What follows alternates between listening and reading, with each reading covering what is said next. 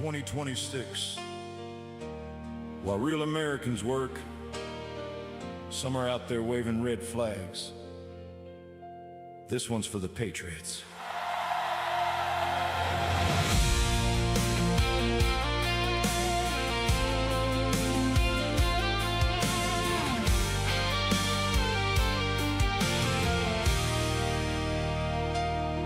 Well, it's May Day again and the usual crowds out, marching through our cities with their communist shout, waving hammers and sickles, burning our flag, screaming workers of the world, while real folks just gag. They hate this country, that much is clear. They spit on Old Glory every single year. In a capitalism, anti-freedom, anti-Trump, just a bunch of spoiled brats throwing one big tantrum. These May Day rallies are anti-American trash, communist clowns doing the red flag smash. They hate our freedom, they hate our way of life. They'd rather burn it down than see this country thrive. But we stand tall with the red, white, and blue Trumps in the White House, and we're coming through. The right's on the right side, fighting for what's true, while the left keeps backing every tyrant in view. They scream workers over billionaires with their iPhones in hand, funded by elites who own half the land. Pro-Hamas, pro-Maduro, pro-every damn dictator, while real Americans stand with the liberator. Trump derangement syndrome got them losing their minds, hating everything good, everything that shines. They cheer for the terrorist, the thug, and the crook, while we stand for the Constitution in this great book. These May Day rallies are anti-American trash, communist clowns doing the red flag smash. They hate our freedom, they hate our way of life. They'd rather burn it down than see this country thrive. But we stand tall with the red, white, and blue Trumps in the White House, and we're coming through. The right's on the right side, fighting for what's true, while the left keeps backing every tyrant in view. They shut down cities, block roads, and hurt working folks, while real Americans keep the engine full throttle and stoked. They want open borders, they want chaos and pain. They cheer when America's losing the game. From New York to LA to Chicago town, they're out there screaming death to America with a frown. But we built this nation with blood, sweat, and tears, and we ain't letting these radicals steer. The right fights for freedom, for God, and for country. We stand with the good guys, the righteous, the plenty. The left always picks the wrong side of history. They fight from the moral low ground, that's their misery. They back the oppressor, the terrorist crew, while we stand with the people who love red, white, and blue. So wave your flags higher, patriots, don't bend. These May Day losers don't speak for real Americans. They're a loud, angry minority throwing their fit, while the silent majority's sick of their shit. Trump's making us strong, bringing jobs back home. They scream in the streets cause it hurts their syndrome. We love this country, we'll fight for her still, the greatest nation, and we always will. These May Day rallies are anti-American trash, communist clowns doing the red flag smash. They hate our freedom, they hate our way of life. They'd rather burn it down and see this country thrive. Oh, but we stand tall with the red, white, and blue. Trump's in the White House and we're coming through. The right's on the right side, fighting for what's true.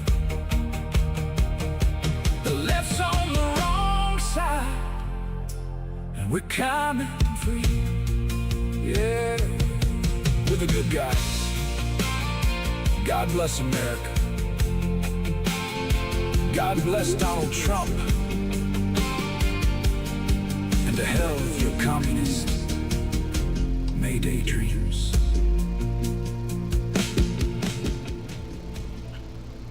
All right. Hello, everybody. Welcome. This is the Sights and Sounds of Earth right here on StarShip Adventures, broadcasting worldwide tonight on YouTube, the world's largest broadcast platform. Welcome, everybody. Glad that you made it tonight, and we are going to go through the news as always.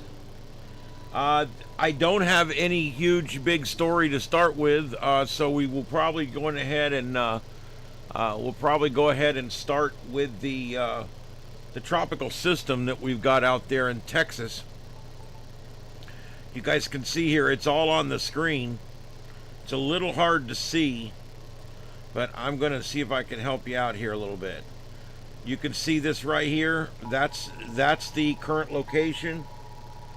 And then it's forecast to move offshore, stay offshore, and then make landfall again somewhere in this area in the next 36 hours. So what does this mean? Does this mean we're going to get a hurricane? No, it does not. As a matter of fact, I don't think it's going to be able to increase its strength much beyond about 40 or 50 miles an hour. But it is going to try, and we're going to have to watch it, of course. But this is just an interesting one to watch because it is basically the first system of the year.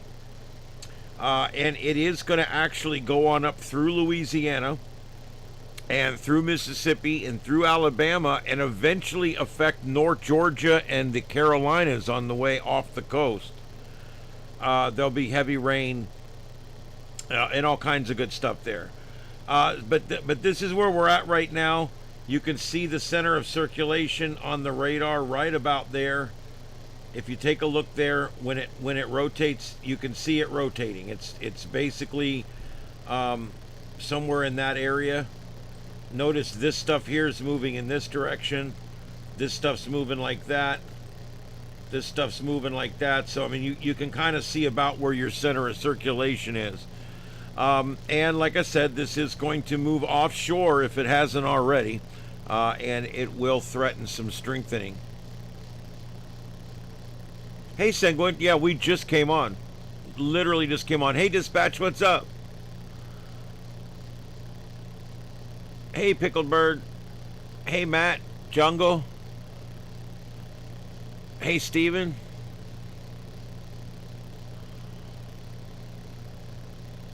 Make sure I got everybody here. Glad you guys all made it tonight. So that's what we're looking at here. We've also got a tornado warning we're going to take a look at. Here we go. This is a tornado warning, and we do have a storm chaser on this one. Brandon's out there.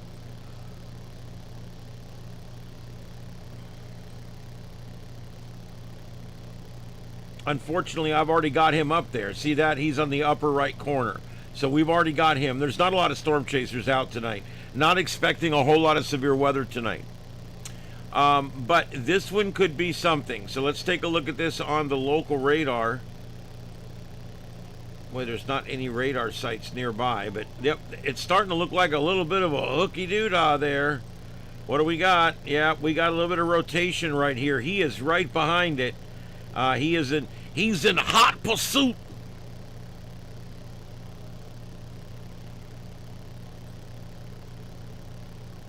Yep, he is in hot pursuit of this thing. You can see the he's moving pretty fast there, trying to catch up to it. He's in window number 3, the upper right.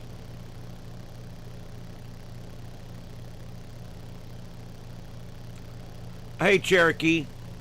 No, not really. A little bit, maybe. I'm going to hang in there, though. I'm going to try to do the full 2 hours tonight, but I'm not feeling well. No, I get this way.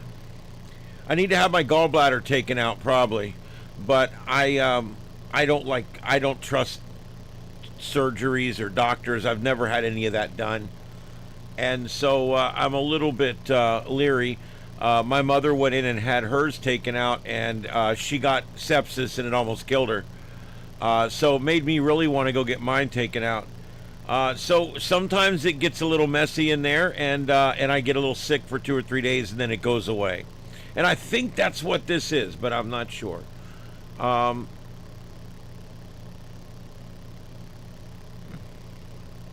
Yeah, a gallbladder. What a pain in the ass a gallbladder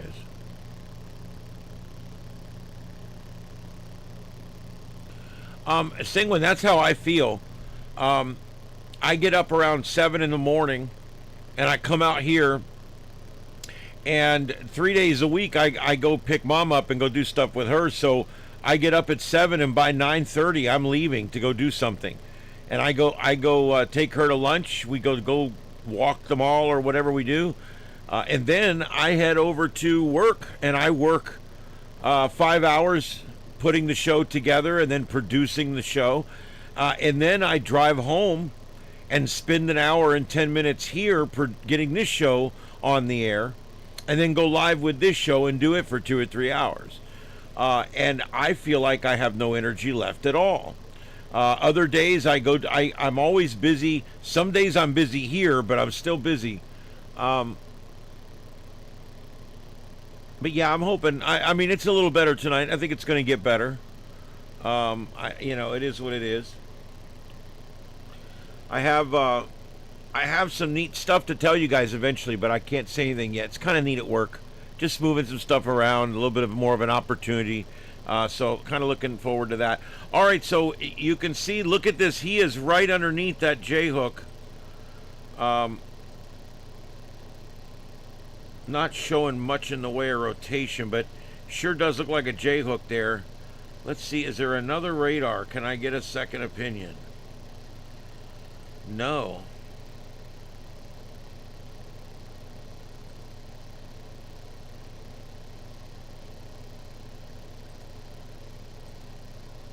Yeah, it's kind of it's right in there if there's a rotation.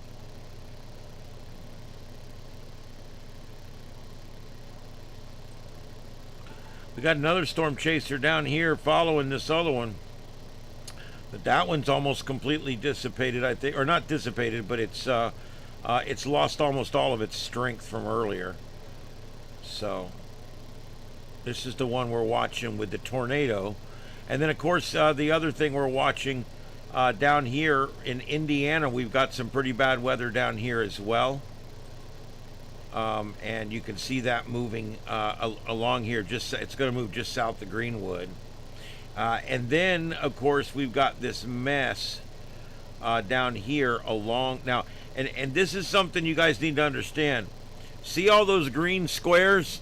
You know why they're all weird shapes like that? Those are on river basins. Those are flash flood and flood warnings on river basins. Okay? And you can see there is quite a bit of flooding going on out in this area. And you can pull up each one, and it will tell you this is a flood warning. And so as this tropical depression comes across, this area here is going to get just an incredible amount of rain. And they've already got all kinds of flood problems up there already. So this is just going to exacerbate that. Yeah, today's a warm-up. I'll go ahead and show you guys that next. Let's see here. Oh, I didn't delete.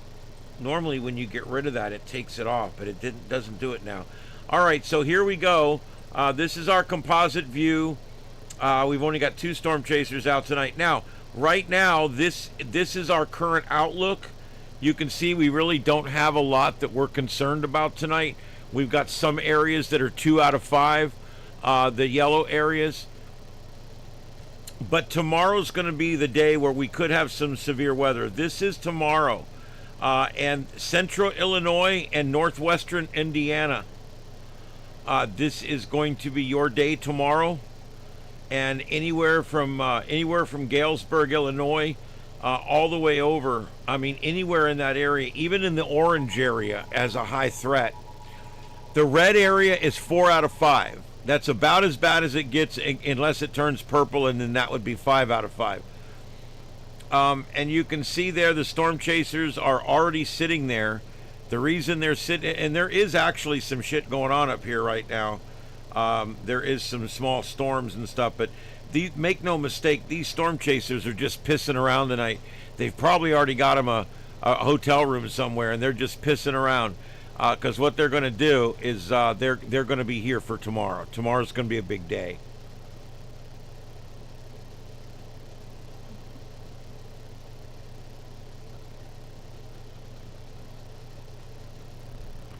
Yep, so that's your big storm day tomorrow. There's your outlook one more time.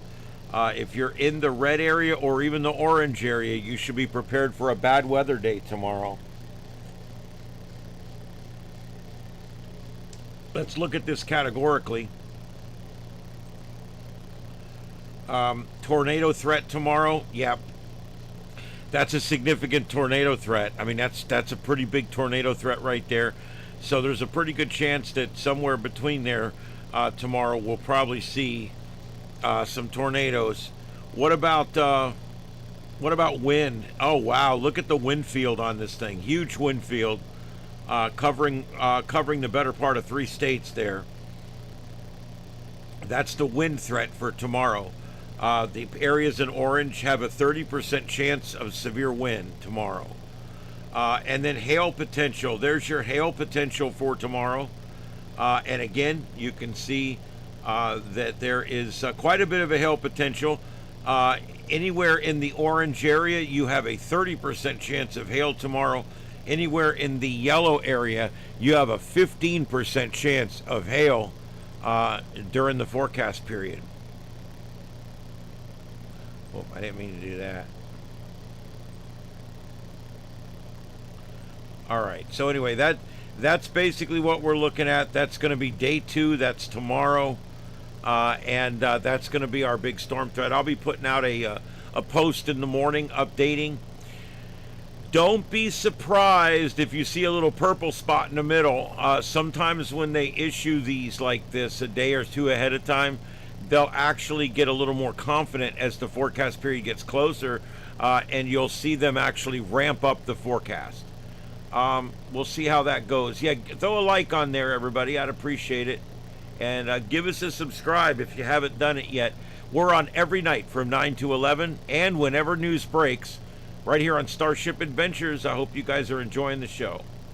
All right, the upper right, Storm Chaser, and upper center, we've got, it's one of the airports, and the upper left is the only protest video I can find. If anybody can find any other protest videos tonight, let me know. But Portland is dark. I can't get anything out of there, or LA, Seattle, nothing. So I don't think there's any protesting going on tonight. I think the left is just about protested out. They've got to be about done by now. This has been absolutely crazy for them. So anyway, all right. And I just want to remind everybody, this half hour of our show is sponsored by Trump and All. Trump and All, made specifically for and treatment of Trump derangement syndrome. Trump and All, which when taken properly, can help stop you from being such a crazy bitch all the time. It'll bring you back closer to your family, make you love your country again, and you may just really like it. A warning, though, to anyone who's not taken Trumpanol before: if you take too much Trumpanol, you may actually want to start a business or perhaps a nuclear family. So just be careful how much of this you take. You may not like the results, but then again, everybody around you will. I guarantee it. That's Trumpanol, from the makers of Trumpanol, the #1 medication for Trump derangement syndrome. Get some Trumpanol today, wherever psychedelics are sold.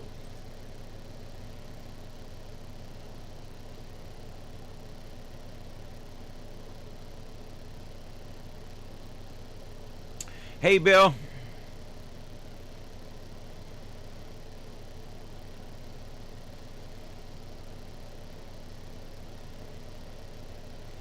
Yeah, yeah, Steven, it's when you get the purple over you on these forecasts, the pinks and the purples, that's usually not good news. Oh boy, here we go with the ads. I hate this attorney ad. It comes up all the time.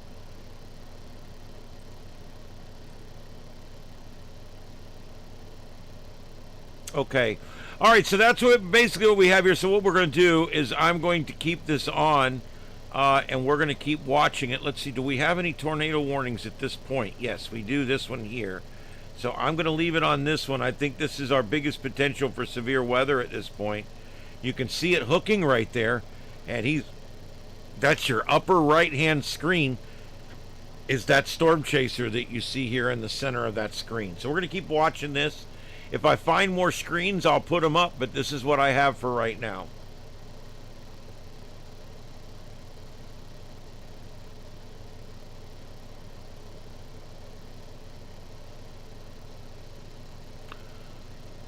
Okay. All right, I got a number of things I do want to do tonight and go over and talk about and all kinds of good stuff. But let me just double check and make sure we have no breaking news out there.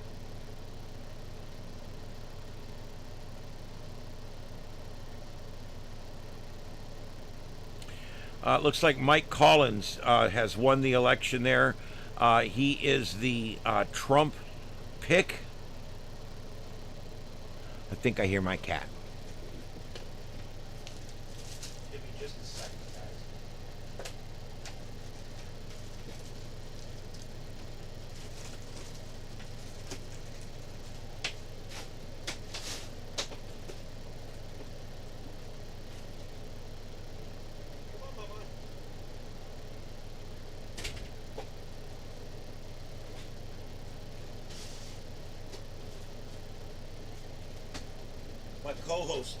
My co-host showed up a little late for work tonight, but that's all right.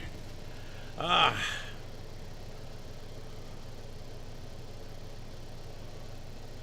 Yep, Sanguine, I'm looking forward to seeing how that's going to go. All right, so Trump-backed candidate survives grueling runoff, advances to high-stakes Senate race. Collins beat former football coach Derek Dooley after no candidate topped 50% in last month's crowded primary. So he beat him in the Republican runoff, so now the Trump candidate does move forward. But yeah, that's another win for Trump right there, for sure. All right, the next thing, this threat zone that we just spoke about, I'm not going to go back over it again, but Fox Weather has an article in here. And yeah, that area is 4 out of 5. And we're going to continue to watch it to see if they upgrade it. I will be on tomorrow. I'm getting home about 8, so I may go on a little early. If we've got tornadoes on the ground. Hey, Victor, what's up, man? If we got tornadoes on the ground, I'll probably come on at 8:15 or 8:30 as soon as I can get my shit together and get on. We'll be covering that. That's severe weather in the Midwest tomorrow. Popular Tex-Mex chain abruptly shutters remaining restaurants across America amid industry struggles. I want to see if you guys have ever heard of this one. Houston-based restaurant group acquired chain last year. Says it's exploring some strategic options for the brand. The brand's called On the Border Mexican Grill and Cantina. After more than 4 decades of serving fajitas, quesos, and margaritas, On the Border Mexican Grill and Cantina has said adios for the last time. The Dallas-founded Tex-Mex chain is closing all remaining company-owned restaurants nationwide after years of declining traffic, rising costs, and a 2025 bankruptcy filing. This is just another company to go downhill during COVID because of the overreaction by liberals. This is just another good, honest-to-goodness business that started up, did great for 4 decades, and COVID has done it in. And then the bad Biden economy on top of that. The move follows the chain's Chapter 11 restructuring in 2025 and subsequent acquisition by Houston-based Papa's Restaurants. The statement posted to the restaurant chain website called it an incredibly tough decision. I don't. Have you guys ever ate there?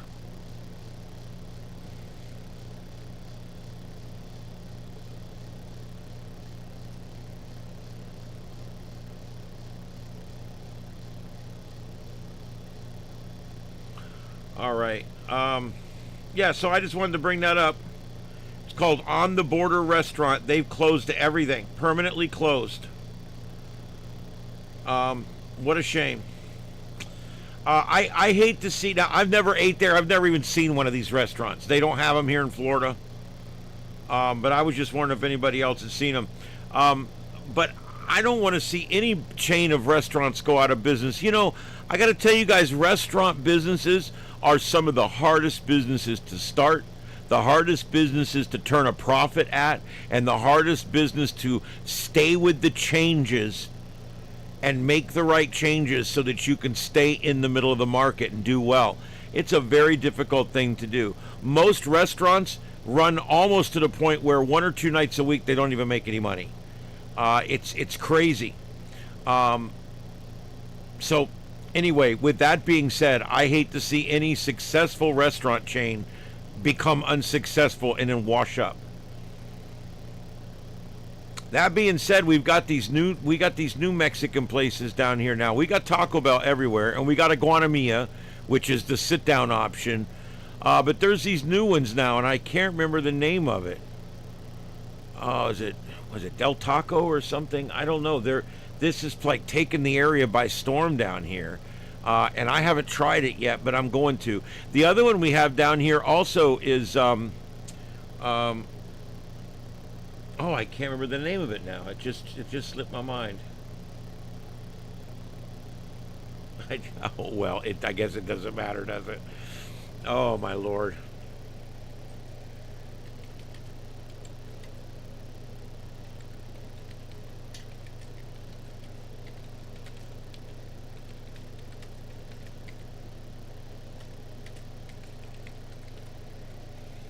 Hi, Mama. You saying hi to everybody? Say hi, Mom Katie. Poor Mama. She used to be like almost completely black years ago. She's brown now. I mean, literally, she was outside in the sun earlier. She's completely brown.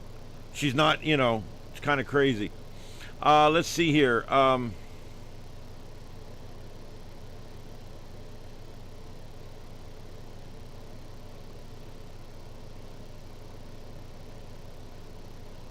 All right, let's see. Chipotle. I haven't talked about that.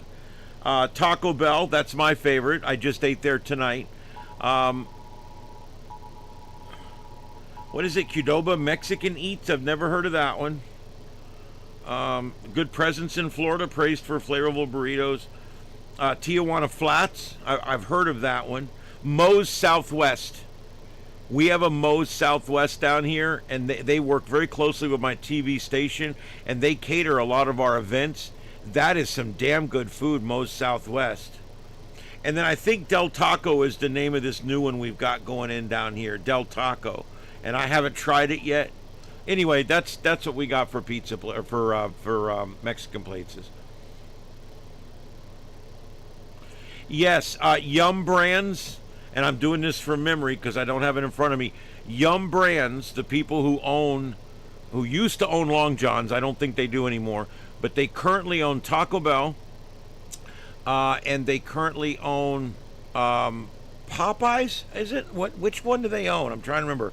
They own Taco Bell because it was originally Pizza Hut, Taco Bell, Long John Silver's, and KFC. KFC. That's what it is. Those were the 4 Yum Brands. And Long John's is pretty much gone. I don't think they're anywhere anymore. And now they just sold Pizza Hut off. And they say they're going to concentrate on the 2 remaining brands, which are the ones that are making money, which is Colonel Sanders, Kentucky Fried Chicken, of course, and then Taco Bell. And so, but yeah, that's Yum Brands, and that's what they've decided to do as well.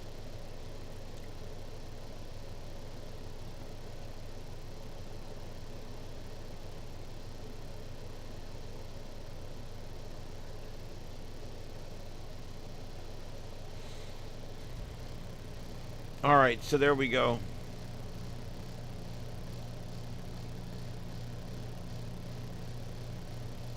Well, it is true.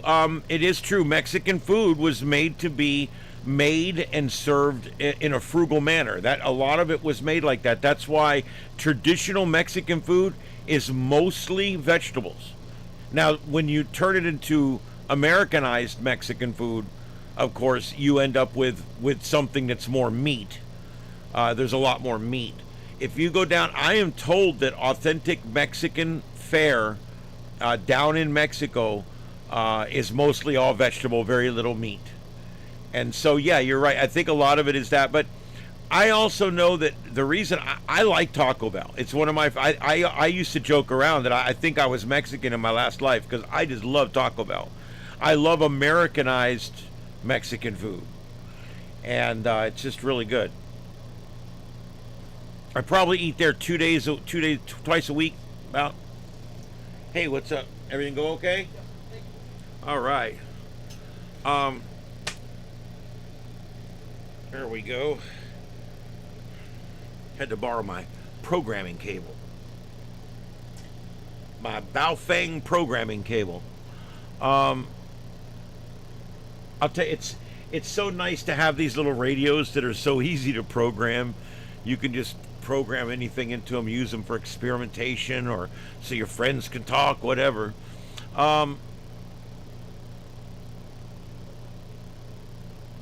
Is there still Long John's open? They've all closed up down here, every one of them. Every one of them. Punta Gorda, Fort Myers, North Fort Myers, South Fort Myers, North Naples. They've all closed up down here. And there was a split deal that closed up also on Colonial. And then I know as far north as Sarasota, and I've gone up through the middle of the state. The two were closed out there. I honestly don't think in Southwest and West Central Florida, I don't think there's any left.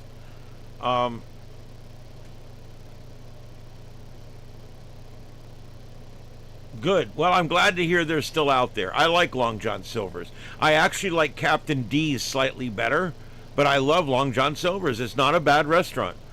I'm not a fish eater. The only fish I eat, and I ate some today at Culver's, is whitefish, like cod, something really white and really batter fried. They have gone downhill. The thick Long Johns, one of the biggest things I've noticed, that the fish, the triangular piece of fish, used to be quite a bit thicker than it is now. It's like a wafer now. It used to be a big, thick, hearty piece of fish. And they changed to waffle fries. Waffle fries are almost a deal breaker for me. I hate waffle fries, especially if you got to put vinegar on them like I do. I like to boardwalk my fries no matter what if I can. And you cannot boardwalk those. They suck. I don't know why. You cut a potato one way and it tastes great. You cut it another way and it tastes like shit.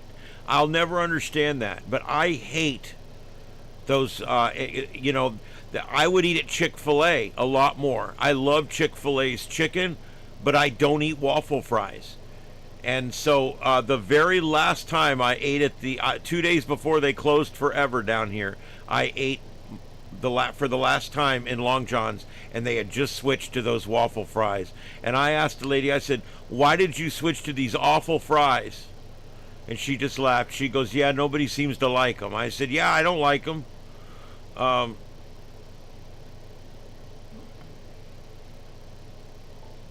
Yeah, I like the breading and the grease, but I do want some real fish in there. Okay. Yeah, hit that like button, everybody.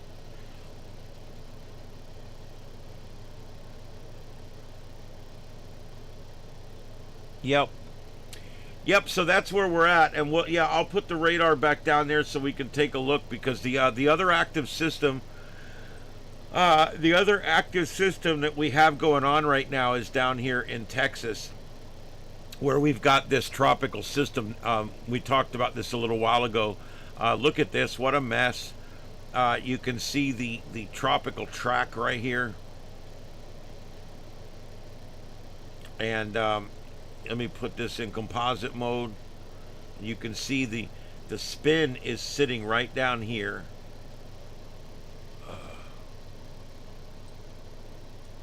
Let me put it in motion. Your spin's sitting right over Corpus Christi. See the low right there, the L? That's your low pressure system. It's sitting right where they had forecast it to be, just south of Corpus Christi proper. And it's going to be now moving offshore, and it will be able to strengthen once it moves offshore. But it's not going to be a hurricane. It's nothing anybody needs to lose any sleep over.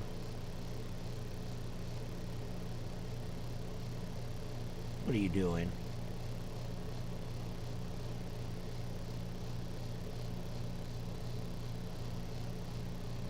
All right, so where are we at? Let me go back to here and continue with what we were talking about. Could a data center come to Charlotte County, Florida? You know, we've been having this debate. This is kind of microcosmic, but I'm going to talk about this on a broader scale. Everybody's worried about data centers. I got to tell you guys something. It's pissing me off. What kind of idiot would not want a data center? I mean, my God. Look, they come out, they go to an area of your land in your county or whatever that's garbage anyway, and they knock down some shit. They build this big, huge building. They build their own power plant. They have their own power. They pump their own water. They do all their own septic. They do everything. It's completely self-sustained. It's completely self-sustained. And a lot of times on these, they'll even sell power back to the power company when needed. Why would you not want a data center in your area? It's free money. It's free money. When they build this building, the county's going to come out and assess it worth $1 billion or some shit. And then they're going to get a discounted rate, and they're going to pay tax on that $1 billion. And it goes into your county and your state's coffers. Why would you not want that? I would be out there doing advertisements right now. Please bring your data center to Lee County, Florida. I want it. You know, there's claims of contaminated water. If there was contaminated water, and it's something that could be proven, it would already have been done. The media's tried. I've seen nothing concrete come out from that.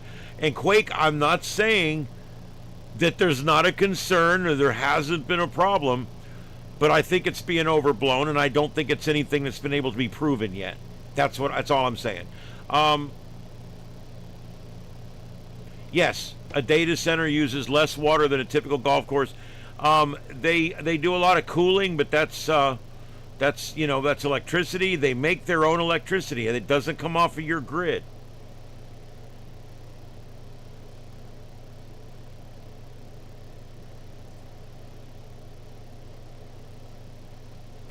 Well, VTX, I'm not going to say you're wrong, because you're not, but I see it a different way. I see that the positives outweigh the negatives, I think, is where I'm at. I'm not saying there's not negatives. There may even be contaminated water. There may be all kinds of this and that and the other thing.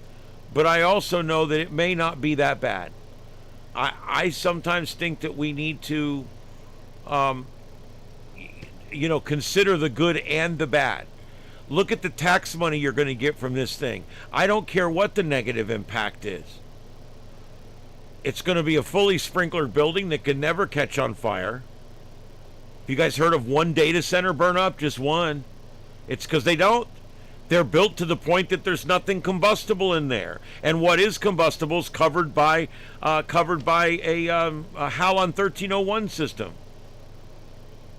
Bromochloro-difluoromethane, I think. No, that's 1211. Anyway, the point is they're covered by an extinguishment system. Very few people work there. It doesn't burden the systems at all in that area. Makes its own electricity, pumps its own water, purifies its own water, and deals with its own waste. I see it as a net positive. No matter what negatives you guys can come up with, I can fix with the tax money that I'm making from it. So yeah, there you go.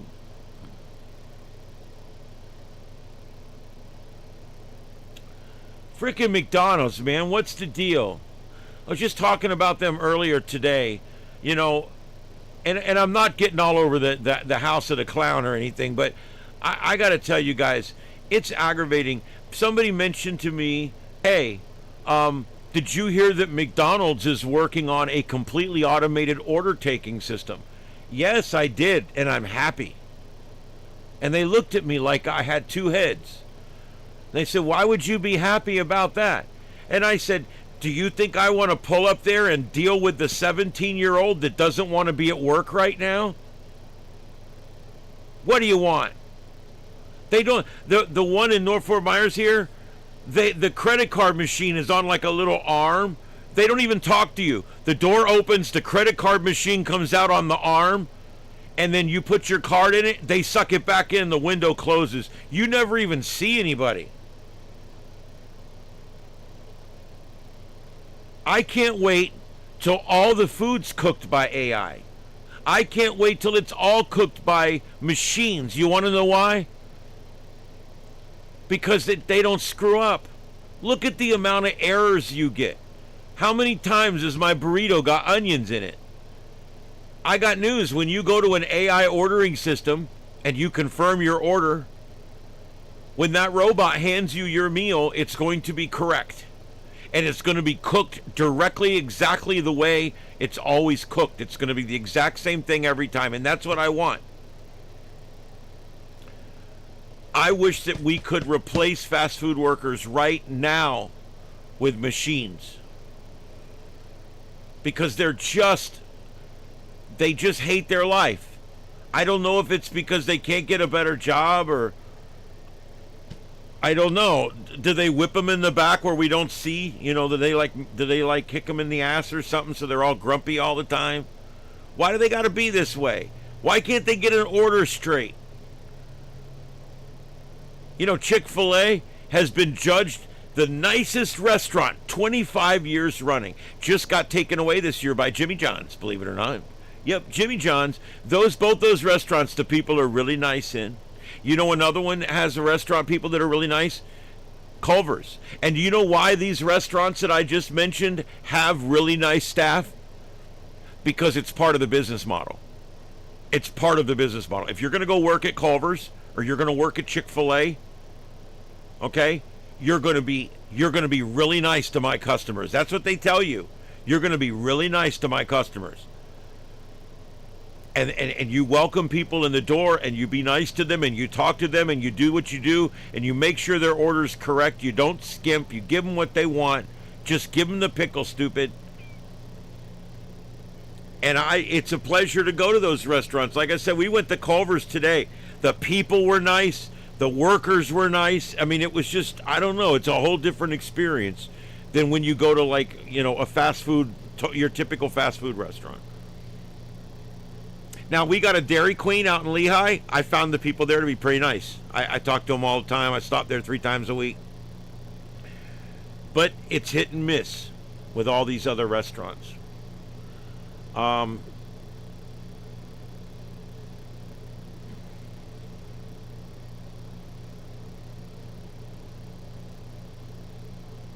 Yeah, well, and Heath, you're right.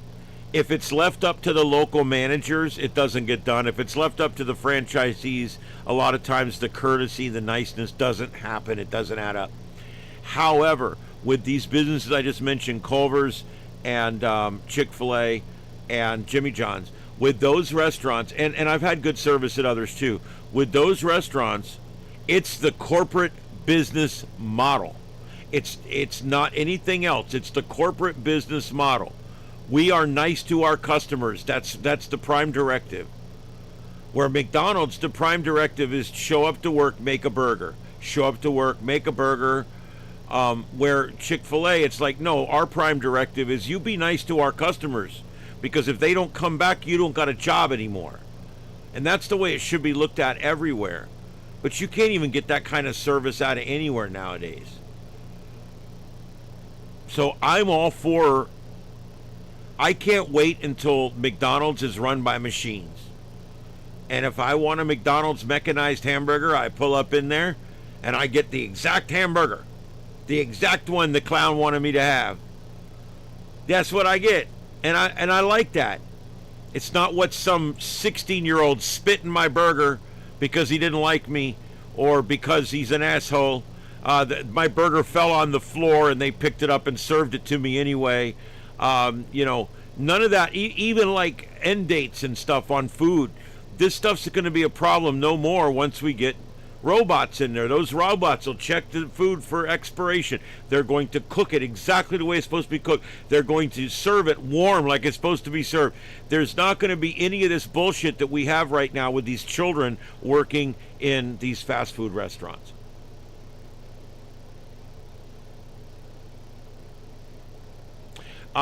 Sanguine, that is a problem. That is a problem. And I'm a picky eater too, so I understand it. I always order this without onions, that without lettuce, this without tomatoes, especially at Taco Bell. And Taco Bell is probably the best restaurant out there for custom orders. They've got it down pat. They haven't screwed up one of my orders in months, and mine are very complicated. Extra big ass fries. Is that from Idiocracy? I think it is. Oh my God.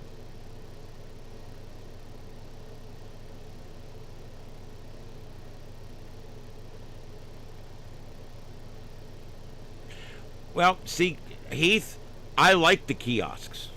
Now, I understand if you're vision disabled or something like that, it could be a problem, and it's easier to order with a person.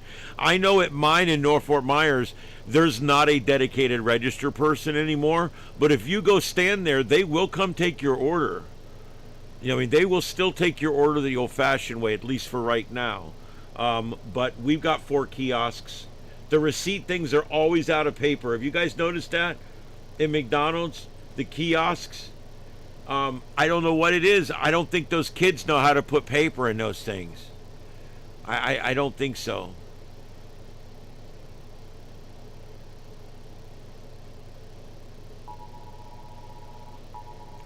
Yeah, it should be the exception.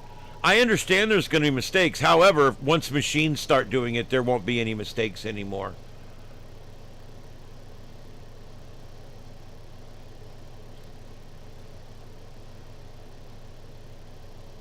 Yeah, you guys realize the mechanism, all of the robotics that are going to go into fast food, it's all being pushed by these minimum wage laws, and we've had one here too. We've been going up $1 a year for 5 years. Our minimum wage went from $10 an hour, and I think next year it finally stops going up at $15 an hour. That's an artificial rise. And you know what it's done? This is how damn stupid people are. Excuse me, I'm trying not to cuss. Do you know how stupid people are? They're like, oh look, we get another $1 raise. Oh look, we get another cost of living raise, another $1. Did you guys notice over the last 5 years, none of your employers gave you any other raise other than the one that the government mandated? So, in other words, by doing this, number one, you've given up any regular raises you were going to get. Because at the end of the 5 years, your ass is still making minimum wage. Duh! Number two, a lot of these restaurants are doing away with the free meals for employees, the half-price meals for employees, and a lot of stuff like that because of this. Because of the wages going up. And finally, as these wages keep getting artificially stimulated, like now McDonald's in California, in Burbank, let's say, they have to pay $20 an hour for a person to stand there and make French fries. I don't care how fast you make French fries, you're not going to make more than 20. You know what I'm saying? You're not going to make enough money to make anything there. And that's why we've got this situation now where they've artificially stimulated. So what happens? Well, I used to could walk in and get a fish sandwich, fries, and a drink, or a small double hamburger with bacon and fries and a drink. I used to be able to get something like that at a McDonald's for $6 or $7. That's $12 now. All right? You go into some of these and order the big, huge hamburger with the large fry and the large drink, you're at $16. I mean, my God. And these people go home and say, look how much more money I make now. Yeah. But you're not actually getting any additional money because everything's gone up. Of course, fuel with the whole thing with Iran, but everything's gone up. And so if everything's gone up because of the minimum wage going up, what's the number one thing to go up when the minimum wage goes up? Fast food prices. Okay? So, what have we done? Well, our McDonald's here, as of right now, after 4 years of this moving the minimum wage up $1 a year, everything on that menu has gone up $2 or $3 or $4. Everything. Everything. And so, are you really making any more money? Electricity's gone up 12%. Gasoline's gone way up temporarily. Everything's going up locally. All your stuff's going up locally. Walmart went up locally. Why? Why is some Walmarts in Florida charging more than Walmarts in Georgia, for instance? That's because of the minimum wage going up. Every Walmart store has a certain percentage point that they hit. And that's why when you go into one in Tennessee and then you go into another one in North Carolina, you might find the prices to be very different. It's because the prices are set per region. And like in our area here, there's like 7 stores in our little region here. When you get down to Naples, you're in a different region. Shit costs more in Naples. You go down to Naples, that same shirt's $1 more. You go down to Naples, that meat is 10 cents more a pound. And that's because they have to charge based on the costs in that area. Well, all the Walmarts in Florida have jacked up because of this artificial rise in minimum wage.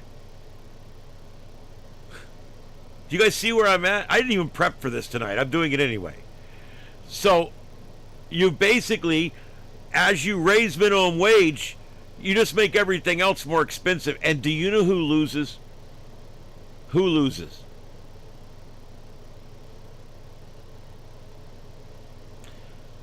People who've been working there a while, people that make $5 over minimum, $7 over minimum, $10 over minimum. They've been working there a little while. They're maybe lower management.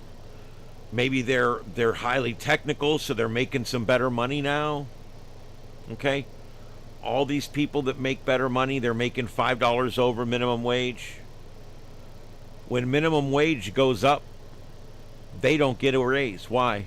Because the boss has to take the money and put it towards the minimum wage employees that are all moving up. So what ends up happening is your middle employees are the ones that take it in the ass, because they end up not getting raises because the boss is dealing with the minimum coming up. What's the second thing that happens? All of a sudden, you were making $5 more. 5 years later, you haven't gotten any raises because the minimum wage keeps going up. So technically now, you used to make $5 or $6 more than minimum wage. Now you make $1 more than minimum wage. Every year that this has happened, you've actually lost money. Your money's worth less every year. So that's who really gets screwed, is the people that are, let's say minimum wage is at $12 an hour. People that make $15 to $22 an hour, they're the ones that get screwed the most. They get screwed the most. Because the boss will leave them out of raises now because he needs the money to deal with the raises on the other end. And number two, all those minimum wage people in the next 5 years are going to catch up to you. And now you're going to be 5 years older, working there 5 years more, and you're going to be making less money.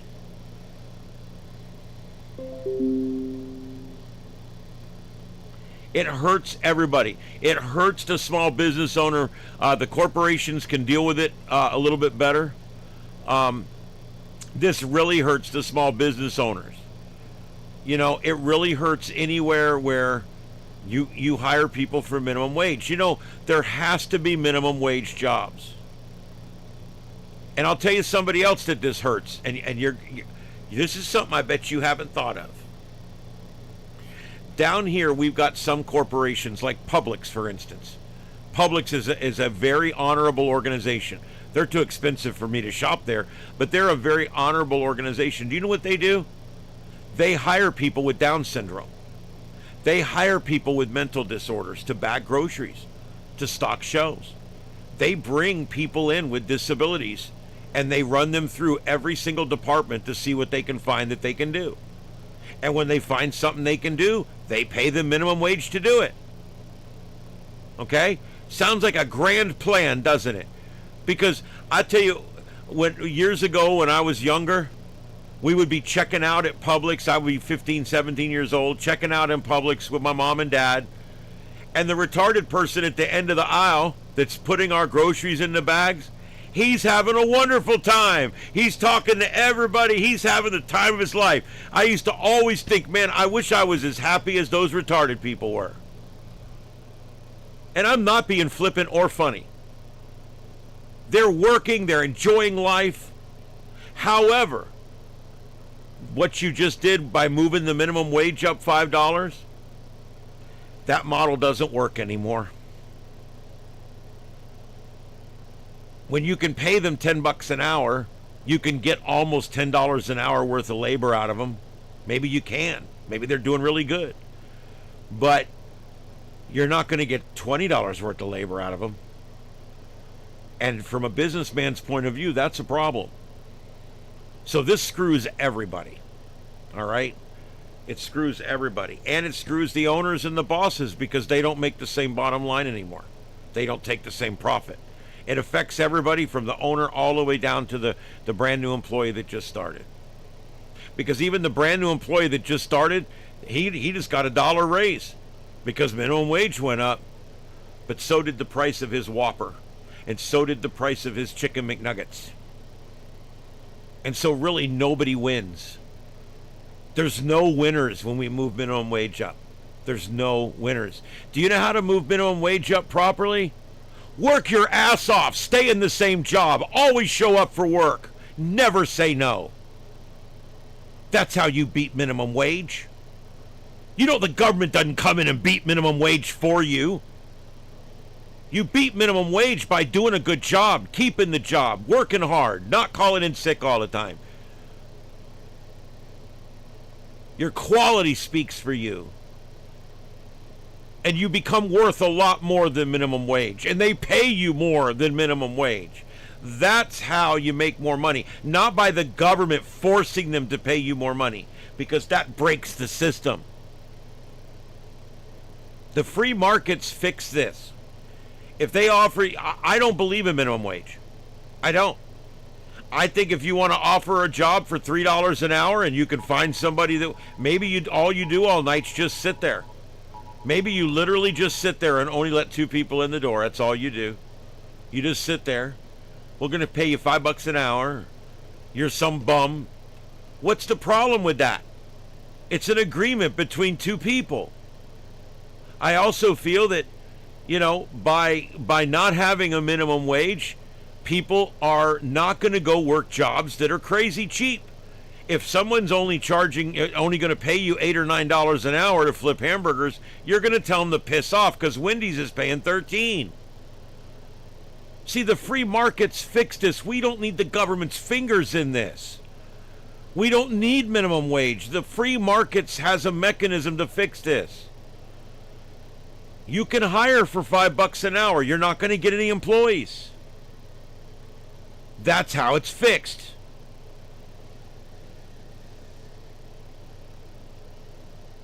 No, I agree with you, William. I don't think there's anything, there's not anything in the Constitution, and one would argue it might even partially be prohibited in the Constitution.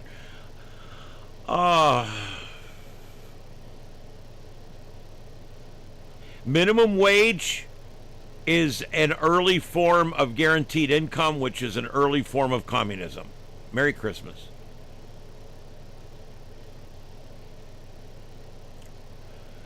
The government needs to get hands out.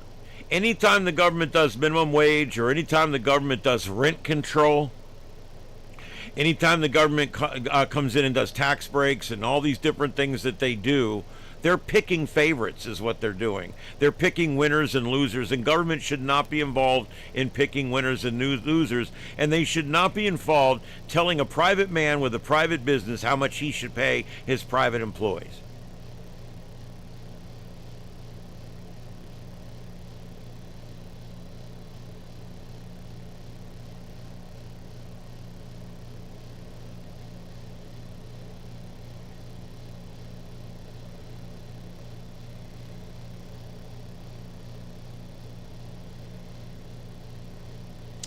Yeah, DEI, what a mess. Thank God that's fading into the past. It's literally institutionalized racism.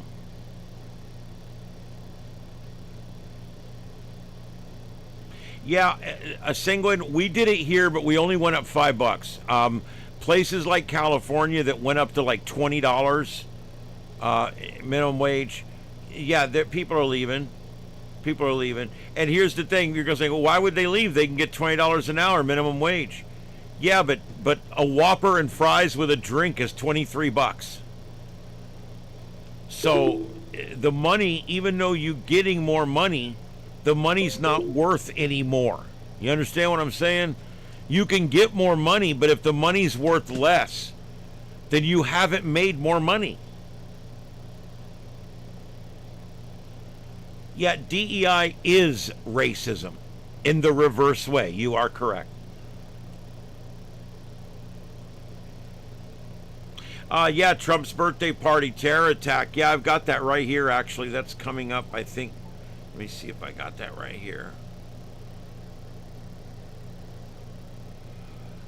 Oh, man, I got to tell you, that's another big mess, guys. A mother called this into the FBI. The FBI acted appropriately, and it was foiled.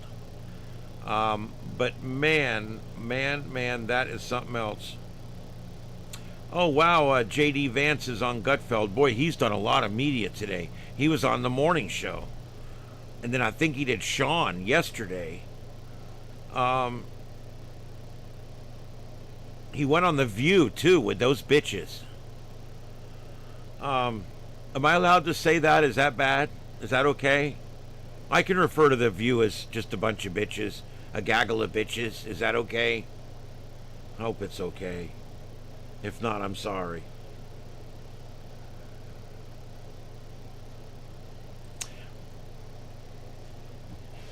Yeah, the FBI has now reported that they have disrupted an alleged explosive drone plot targeting White House UFC event. Signal chats allegedly revealed 23 people discussing pre-operational activity. The FBI and its law enforcement partners disrupted an alleged plot targeting this weekend's UFC Freedom 250 event in Washington, D.C. 5 people were in custody as of Monday, and investigators identified 23 people as part of a potential network of plotters. The alleged plan involved using explosive-laden drones to hit buildings near the event, force a mass evacuation, steering crowds into a pre-staged sniper area where sniper teams were standing by to take them out. Don't make this shit up. A second wave was then allegedly planned to storm the White House gate, according to officials. The FBI learned of the threat on the 10th of June and worked with partners to secure probable cause for an arrest in Cincinnati. As that one suspect was taken into custody, court documents identified the suspect as 19-year-old Tyson Proper.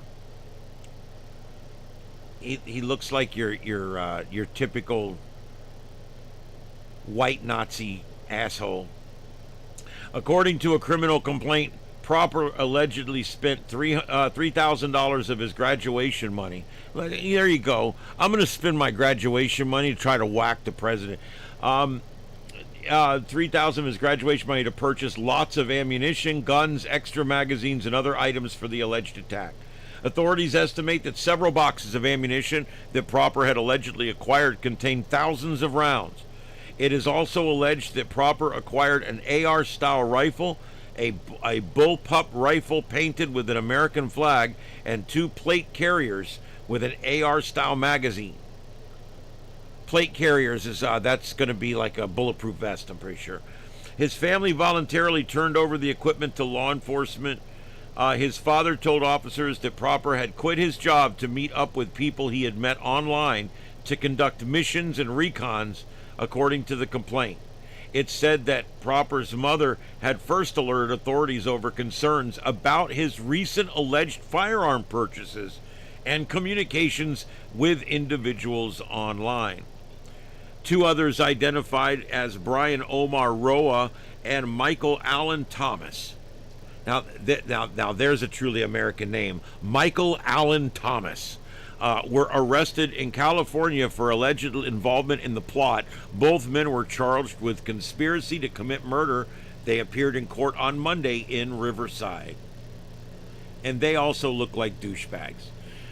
Daniel K. Exkridge of Kansas City, Missouri, and Abraham Josmalio Alvarez of Omaha, Nebraska, were also arrested in this plot. Court documents say Eskridge's wife told the investigators he described himself as a recruiter for the group and had amassed tactical gear, including a rifle, ammunition, and other equipment in recent months. She also said he built a firearms range on his property about 3 weeks before the arrest, and that she was aware of his signal communications through messages that appeared on a shared tablet. Alvarez allegedly, then she knew about all this. It's a little scary for her. She may face a charge or 2. Alvarez allegedly operated under the online moniker Shepherd and served as a key organizer of the plot, using a signal chat to direct staging locations, sniper and drone positions, escape routes, and communications protocols. According to court documents, prosecutors say he also discussed coordinating with other groups and urged participants to obtain additional explosives capable drones, writing, as many as deadly as we can get. Multiple sources told Fox News that those in custody are American citizens, and there was no foreign nexus involved. This is not Middle Easterners. This is not Southeast Asia. This is not Russia. Okay? You know what this is? These are leftists. These are liberals. These are leftist, liberal Democrats that were not just planning to take our president from us, but they were planning to kill a lot of people. Important people. People in D.C. that were on White House grounds. And then use bombs and then storm the White House.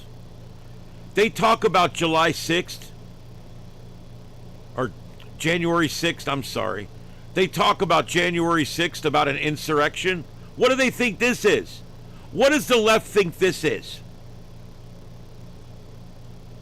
Those Jan 6ers didn't bring weapons. You can't have an insurrection without weapons, morons. These people were trying to take over the White House and unalive the president. There's no 2 ways about that. That's some kind of coup attempt right there. That's an insurrection. Get it straight. So sick of the left, and they're changing the definitions on everything.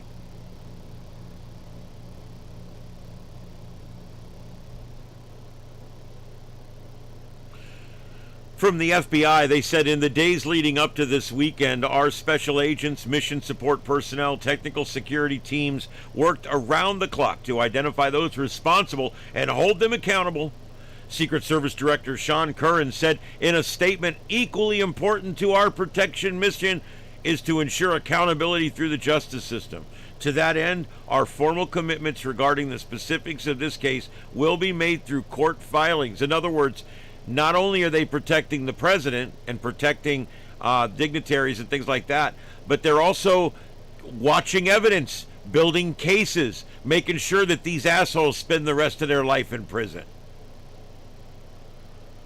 Investigators later uncovered signal chats in which multiple people allegedly discussed attacking the UFC event. An initial review of one suspect's iPhone identified at least 23 signal users discussing pre-operational activity. Some of those involved allegedly planned to travel to Fredericksburg, Virginia on June 12th or 13th to prepare for the attack. One suspect allegedly told investigators the goal was to target capitalist elites, billionaires, or politicians, whoever they could get. They also wanted to target anyone that receives money from the American Israeli Public Affairs Committee. Really? Had to bring the Jews into it, didn't we? My lord, so stupid. FBI Director Kash Patel credited the FBI, the DOJ, and law enforcement partners with acting quickly across the multiple states to prevent this alleged attack. He thanked the rapid action of his FBI, his partners, Department of Justice, multi-state operations, multi-individuals now in custody, and allegedly planned attacks. The planned attacks were all stopped cold. Patel said the operation showed the FBI's ability to respond quickly to threats, as all this developed in a very short period of time, and yet they were able to thwart it before it even began. While the result represented the best of investigative work, it is also nothing out of the ordinary for this law enforcement team, according to Kash Patel.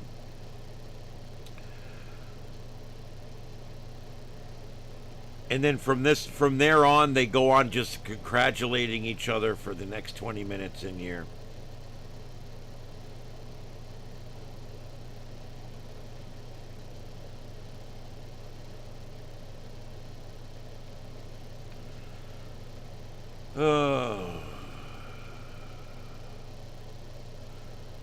Yeah, that's what we got. That event at the White House drew approximately 4,300 attendees, including 1,200 active duty service members, as 14 fighters from around the world competed inside a wire mesh cage Sunday night.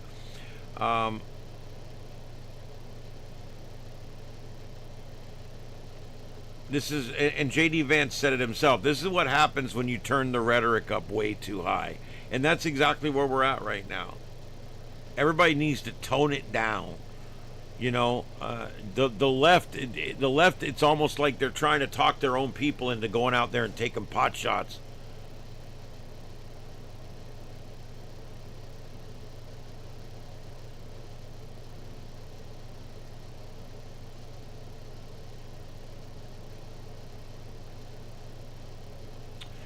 Yep, Sanguine, that's true. England's bad about that. They're requiring everybody on social media to register and use their real name. If you're caught using a fake name, they can arrest you for that. And if you're caught posting anything that's disrespectful to anybody or anything about anybody or anything that they deem as not being truthful, they will come and arrest you out of your home. But that's why I don't live in that commie country.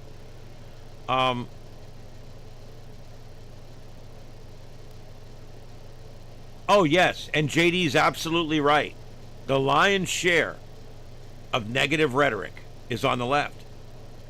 Guys, in the last 10 years, how many riots has the right had where they burned buildings, where they damaged people's businesses, where they injured cops?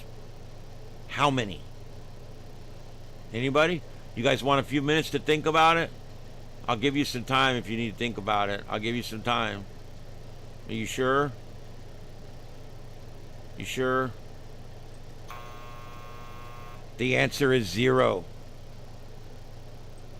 The answer is 0, guys. The only protest that got any out of control at all was Jan 6. And we all know that we didn't bring any guns to Jan 6. We all know that the only shot was fired was shot by a cop that panicked at a person that wasn't armed. The cops let them in. We know that to be a fact. And they were actually shown where to go at several different times. So that's the only incident that the right's been involved with in 20 years. Now the left, how far back do you want to go? I mean, because you go all the way back to Rodney King. They hurt, killed, maimed, burned down. Terrible. And I'm not saying I even agree or disagree with why they were upset. I actually agree with why they were upset. But you don't handle it that way.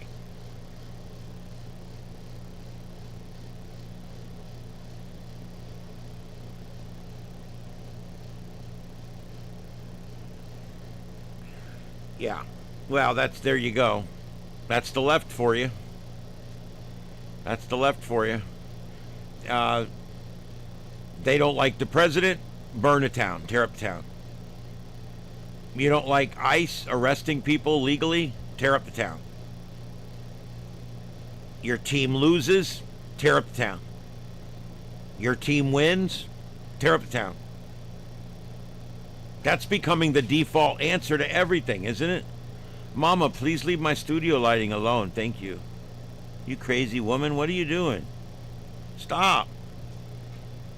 She's like playing with there's the cover on the studio lighting to make it soft, and she's literally pulling that off.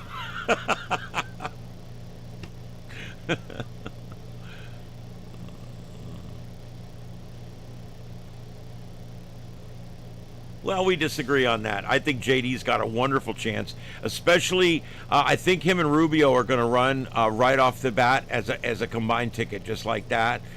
If that happens, he'll be unbeatable.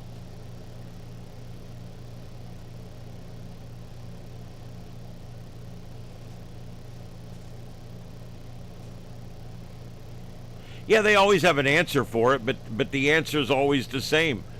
We didn't like this, so we tore it up, or whatever.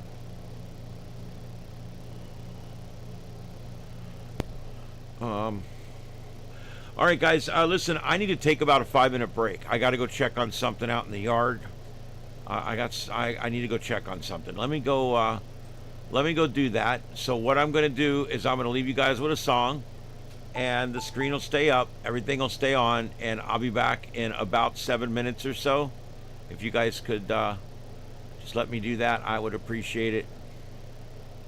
Let me get back to here. All right, I'll be right back, everybody.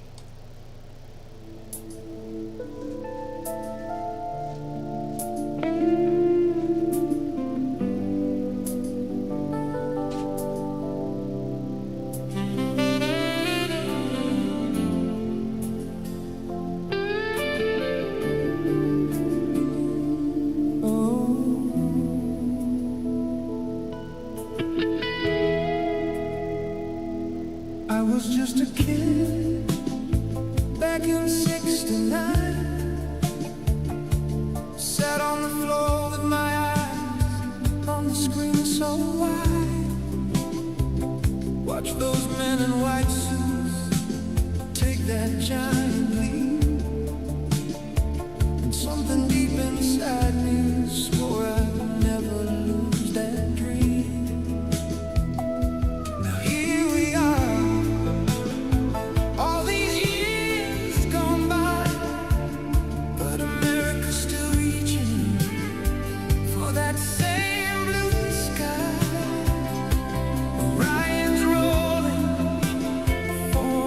Souls inside.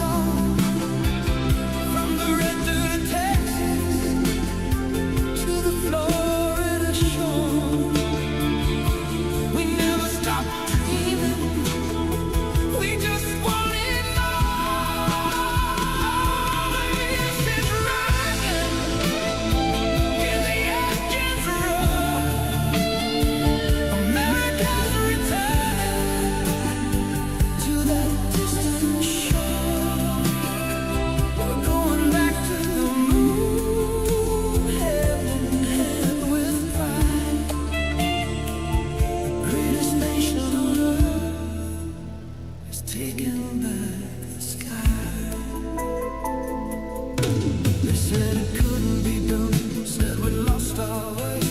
But look at us now, we're flying higher every day. For Americans cutting through the black. Reed, Victor, Christina, and Jeremy leading us back. They slipped behind the moon, lost every voice on earth. 45 minutes of silence, then they proved their worth.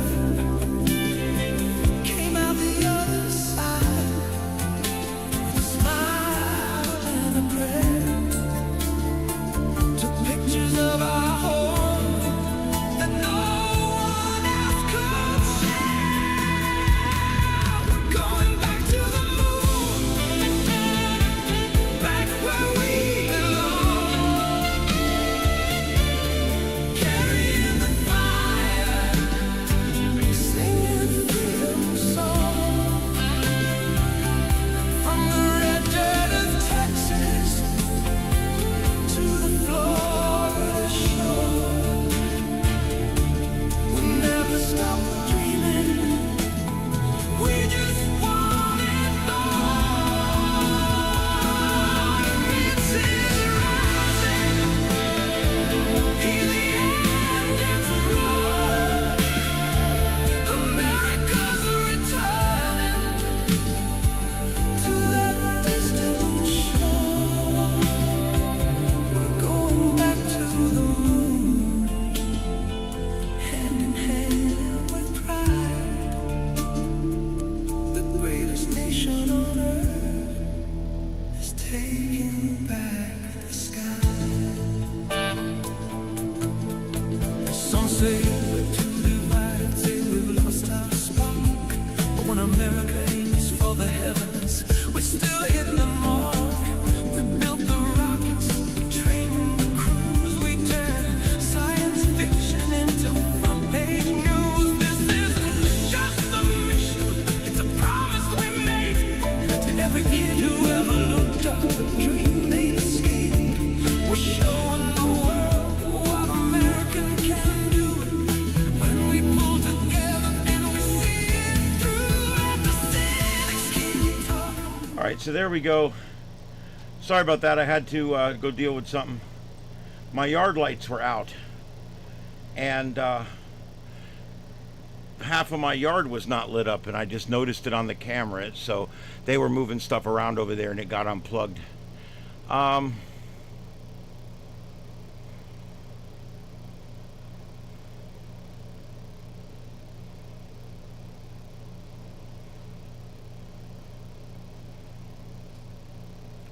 Oh, you're talking. Oh man, when I hear liberals trying to squirm their way out of killing babies in the womb, and then when they pull the, but what about my rights over my body? My rights, my body. And I'm like, what about that woman in your womb? What about her rights in her body, the one you're about to terminate? You can't be for women's rights when 51% of the babies that are aborted are female. That you can't be for women's rights and abort females. Doesn't work.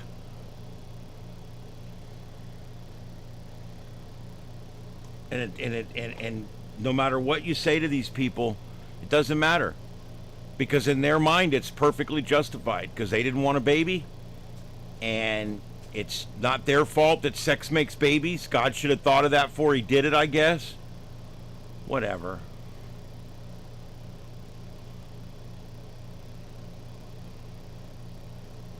Yeah, I have no faith in this Iran agreement. I have faith in Trump, but I don't know. I don't know if he's going to get what he wants out of this anymore. I'm telling you, this is the way they are. This is the way the Middle East is. It's 6th century third world mentality, and I don't think it's going to change.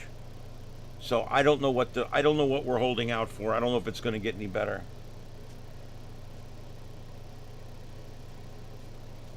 Yeah, that's another thing. They'll tell you that they're for saving black people, when 65% of all abortions are black people. How can you say that? How can you even say that?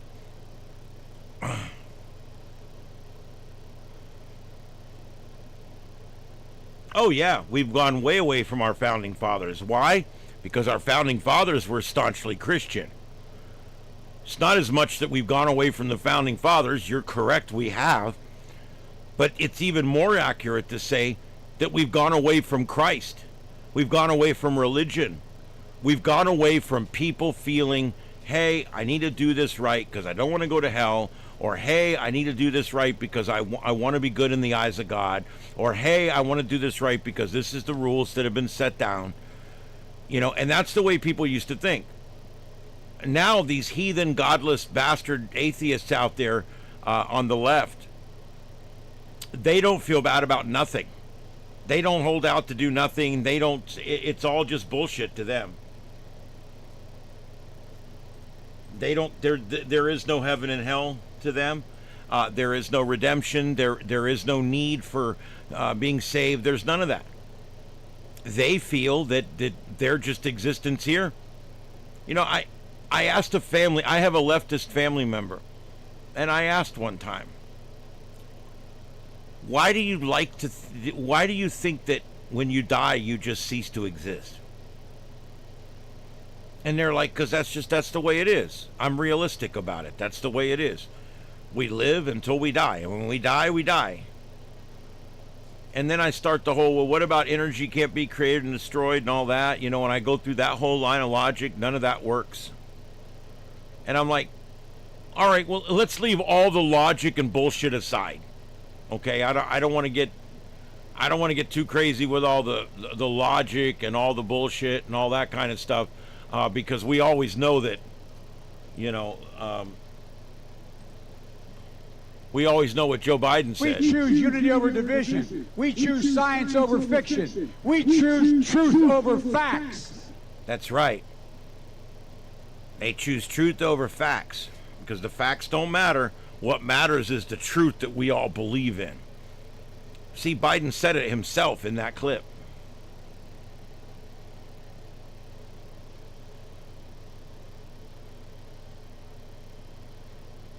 Yep, that whole Planned Parenthood thing's something else.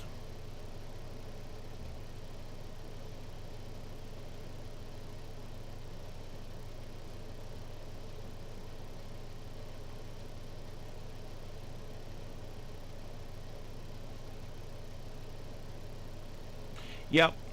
Well, that's the thing. I mean, you have to deal with them because that's who there is to deal with. I don't know. He'll probably just end up bombing them back anyway. Probably what's going to end up happening. Wow, you know what I'm noticing? A lot of the storms have pulled away from Texas. Not getting a lot of rain on shore right now. This is kind of a good thing. That spin is still sitting just offshore Corpus Christi right now. But not a lot of rain on shore. That's going to help because we've got a lot of flood watches and flood warnings out there.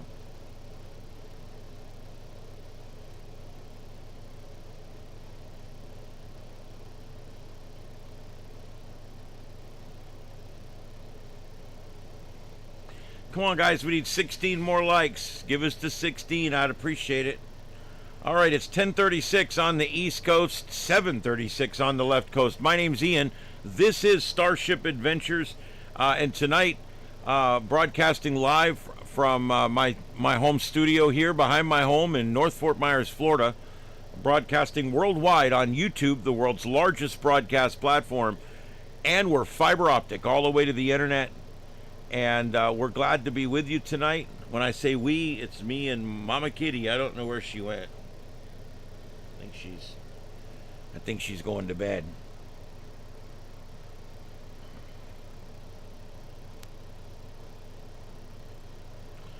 Well, and you know what? A lot of times we're only 10 or 15 years behind the UK.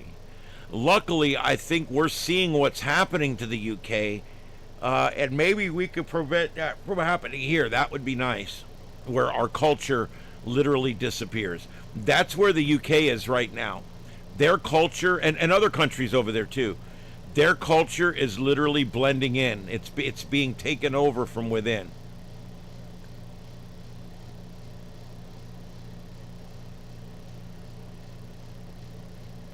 Yeah, boy, once you go fiber, you never go back.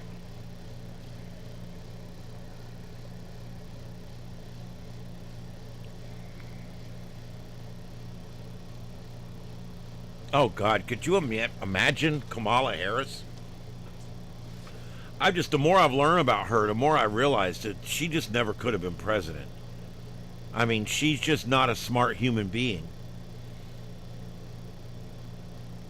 How can someone make it to vice president and not understand deep thoughts, deep concepts, not understand our basic rules of government and governance here in the United States?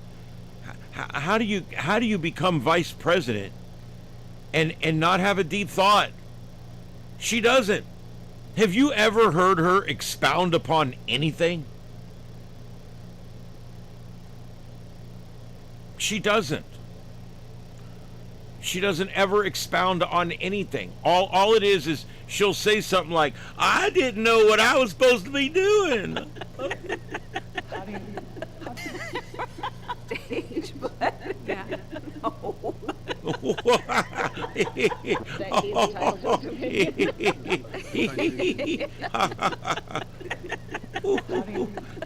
I want you guys to hear what her presidency would have sounded like. This is what it would have sounded like. This is what it would have sounded like. We all sat and watched it. This is exactly what it would have sounded like. So one of the things that you all... That's right. All in Kamala Harris's brain. I love Venn diagrams. What would it sound like? I do. It was real exciting. They was like, same. Someone is drawing one right now.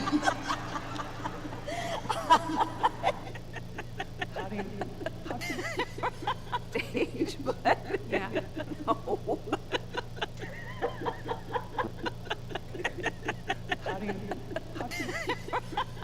Now let's say a prayer that didn't happen, huh? Let's just say a little prayer that didn't happen.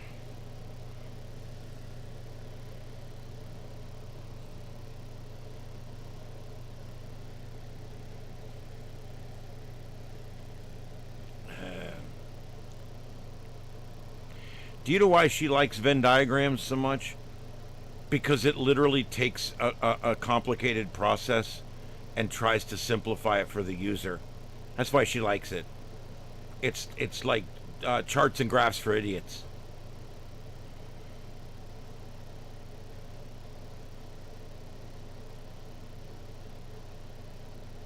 Thank you, Jesus. Oh, I know. Parking lot of a fast food restaurant so the children could use the internet to get their homework done. This is the United States of America, for God's sake. It's the United States of America, for God's sake. True international under pressure. That's right. And that's probably the one word that you'll always remember when you think of Joe Biden and you think of the presidency that he had and you think about all the accomplishments that were made. But more than anything else, you'll remember... True international under pressure. Because pseudo-national depression was probably one of the biggest problems during his presidency. And it took a long time before they got that pseudo-national depression taken care of. And so, there you go.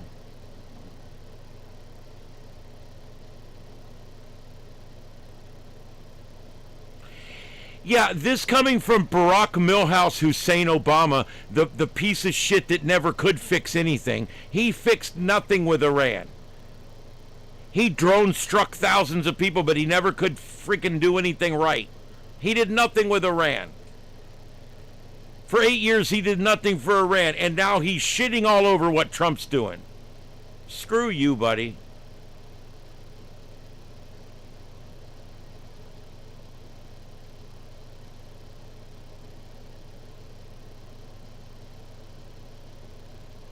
Well, when you say billions, you're probably right. They're bilking it out, everybody.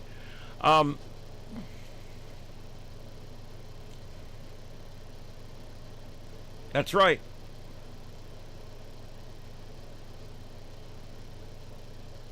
Yeah, I think you're right. I do.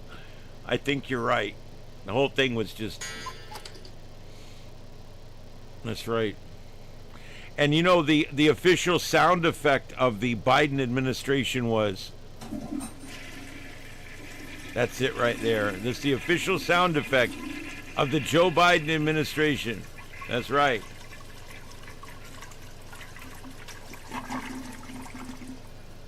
Wait for it. Here comes the end. There we go. Yeah, you got to get the end in there.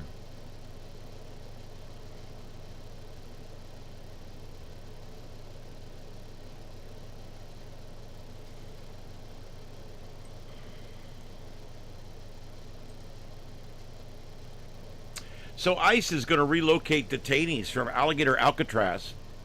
They're citing concerns over hurricanes. We know when a hurricane's coming. I mean, that's just dumb, but whatever. Illegal immigrants detained at Alligator Alcatraz have been moved from the facility, according to the U.S. Immigration and Customs Enforcement, which confirmed the information to Wink News on Tuesday. Wink News anchor Clara Galt reached out to ICE and received statements that the detainees were removed from the soft-sided facilities for their safety ahead of hurricane season. As we enter into hurricane season, ICE and the state of Florida have moved illegal aliens from the soft-sided facility for the safety of the illegal... They just repeat things over and over in these articles. We transferred them to other facilities, an ICE official told Wink News. This comes after reports last month speculating that the facility would wind down operations. Governor Ron DeSantis has denied having knowledge of that. Alligator Alcatraz opened early July of 25 during hurricane season. Yeah, I don't know what's going on here. I have a funny feeling there's pressure being applied. The left really hates this Alligator Alcatraz. They really do.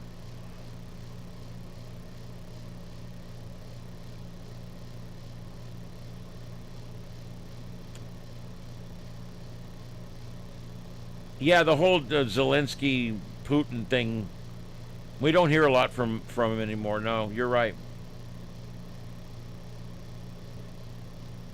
10 more likes, guys. Let's get 10 more likes. We're almost there.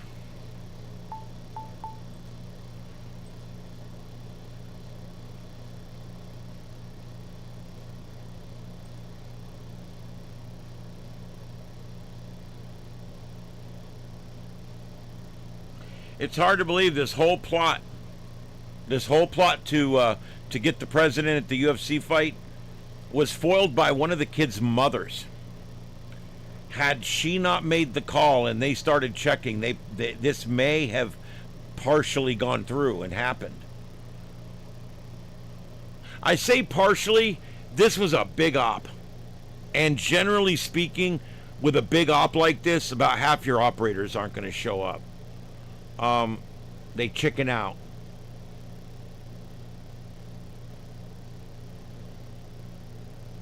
I think what we should tell them is, look, you don't like Alligator Alcatraz? Good, we're setting up one on Iceland. We'll see if they like that one any better.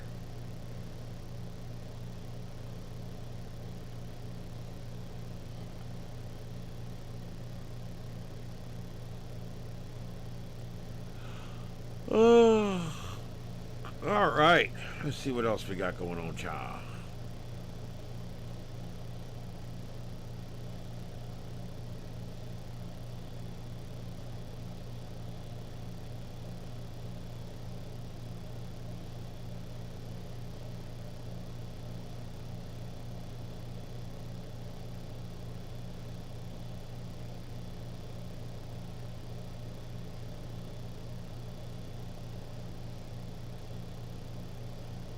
I don't see anything else.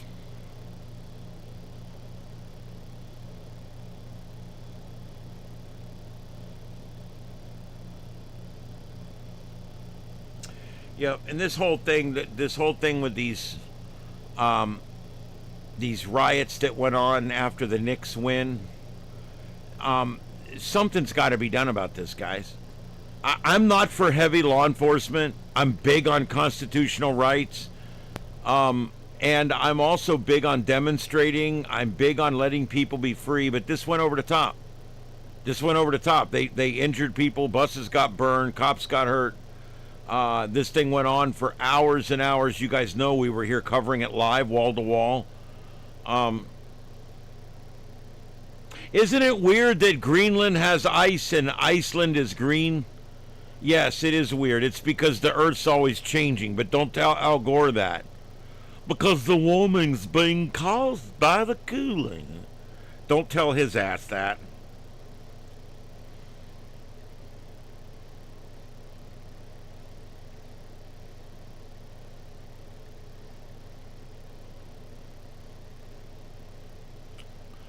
Oh, let's see what else. I don't see much else going on.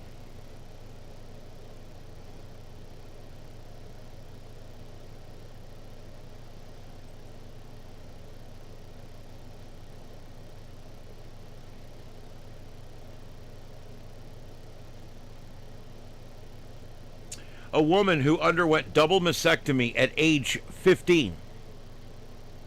Yes, you heard me right. A woman who underwent double mastectomy, had their breasts removed at age 15, tells surgeon, "You stole my girlhood." Claire Abernathy says she was put on testosterone at age 14 and had the surgery only after only 15-minute consultation. What are we doing? Everybody involved in this except her should be in prison for the rest of their life. I'm sorry. I have no tolerance for this at all. A detransitioner who underwent double mastectomy as a teenager is publicly confronting the surgeon who performed the procedure, accusing him of, in an open letter, of removing her healthy breasts without adequately addressing the underlying causes of her distress.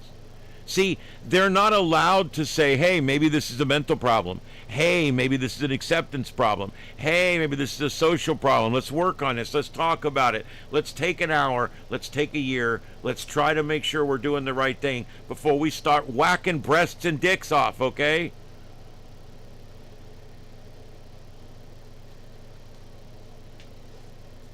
Her Tuesday letter to the plastic surgeon, Dr. Alan Doolin, details her regret over the surgery and describes the physical and emotional toll she continues to experience years later. You took advantage of a little girl's confusion and a family's trust to perform an unnecessary, disfiguring surgery on a child. An elective surgery on a child who was barely through puberty. Abernathy wrote, "You committed an act of violence that I have to wear on my skin for the rest of my life." In a recent op-ed for Fox News, Abernathy wrote that she was put on testosterone at 14 and that 8 months later, surgeons performed a double mastectomy. "I'm no longer that silent, vulnerable 14-year-old, she says. I'm a woman living in the wreckage of your carelessness. I will spend the rest of my life ensuring that people know exactly what kind of medicine you practiced. You go, girl." Doolin is described on the website for the American Institutes of Plastic Surgery as a board-certified plastic surgeon, serving patients through the Dallas-Fort Worth area, including Plano, Frisco, and Dallas. The site says that Doolin focused on cosmetic plastic surgery and approaches aesthetic surgery as a collaborative process rooted in education, transparency, and individualized planning. His goal is to help patients make informed decisions that support both confidence and long-term satisfaction. An October report from the Texas Insider said that Abernathy's double mastectomy at the American Institute for Plastic Surgery in Plano was done during her 8th and 9th grade years. The surgery happened after only 15-minute consultation. They sat down with this girl for 15 minutes. How much can you talk about in 15 minutes? So, hey, I hear you want to chop your titties off. Yeah, I do. Let's do it. Okay, let's go.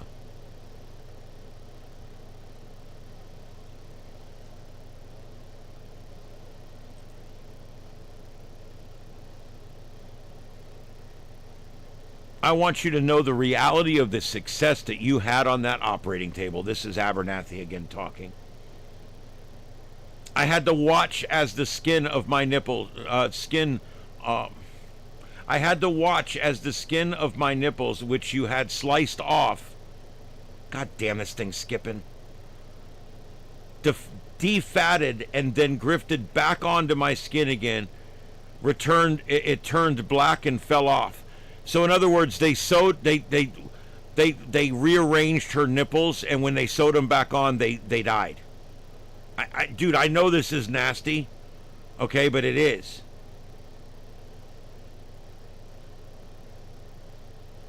I was a child, and parts of me were literally rotten because of your ego and what you did to me.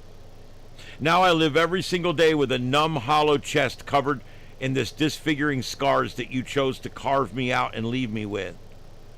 Abernathy continued.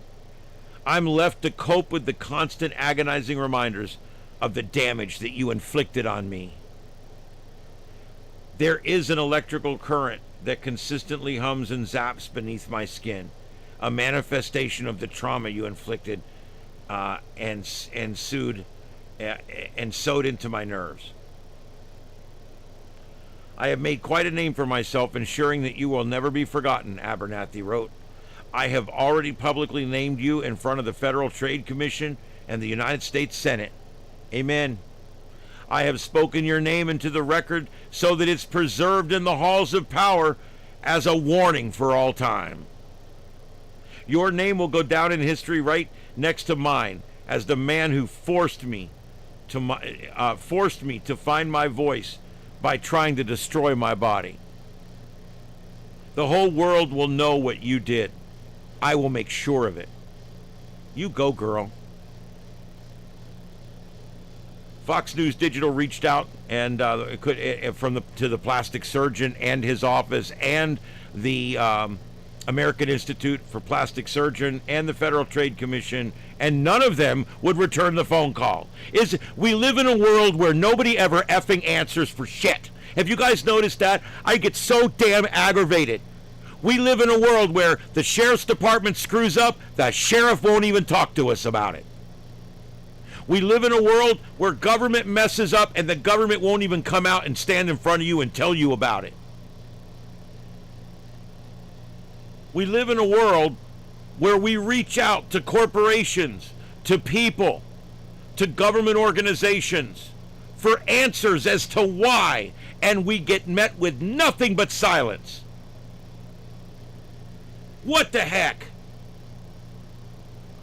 We deserve to know, especially from the government. We deserve to know when we ask a question, we deserve an answer. These governments are doing everything they can right now to not give you public records requests. They're doing everything they can to hide everything. Go watch First Amendment auditors. Every time these guys walk in with their cameras, they get kicked out of the building and arrested. It's your legal right to walk in there with a camera. The government is not transparent. The government doesn't feel like they answer to us. They call a press conference and tell us absolutely nothing. They get caught red-handed and they won't even comment. What good is it? How can people that we elect into office not respond to our questions? How? Why? How is that acceptable in our society?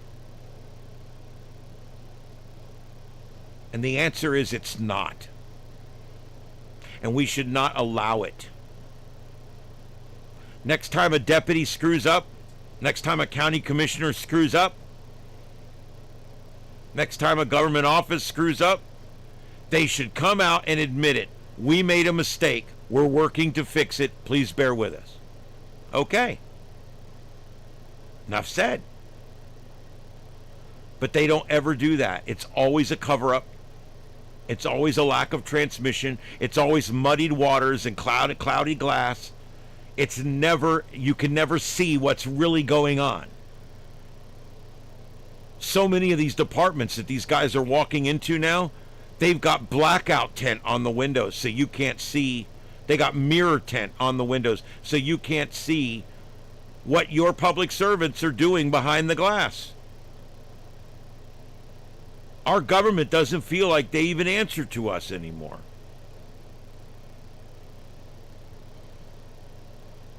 Yep, there's the link to Podcast UFO. You guys check that out. It's a great YouTube channel. Yeah, they're overcharging for FOIA. That's another thing they're doing. FOIA is Freedom of Information Act. It's called different things in different states. Some call it a FOIL. Some call it a FOIA. It all depends on what state you're in, but it's the Freedom of Information Act. Basically, it is a procedure that your government is required to have that gives you records and stuff. You know, it's like body cams. We were so happy that these cops got body cams. You know what we're finding? Whenever the cop does something wrong, it won't download right. Every time there was evidence that was damning, every time there was any evidence that was completely damning or any evidence that was, you know, an issue or whatever, that video disappears. It's not available anymore.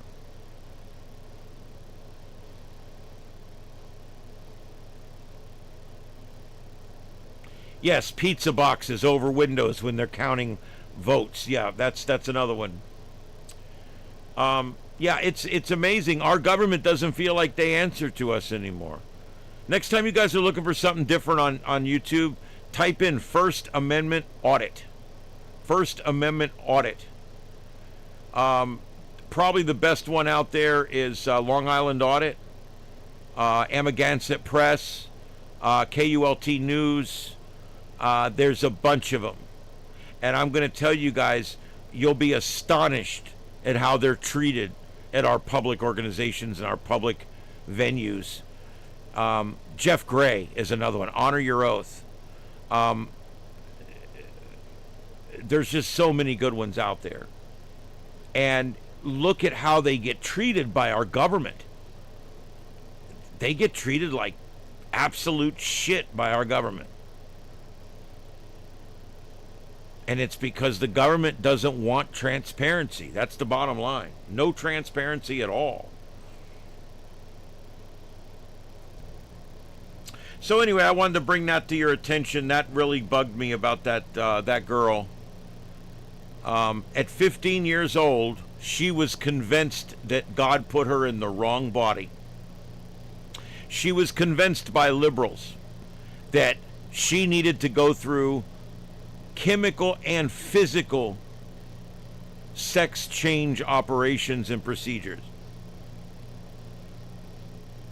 And when she finally went in to get her breast chopped off, they botched the surgery, leaving her instead, you know, she was hoping to have something that resembles a man's chest, I guess, and she got something that was hideously deformed.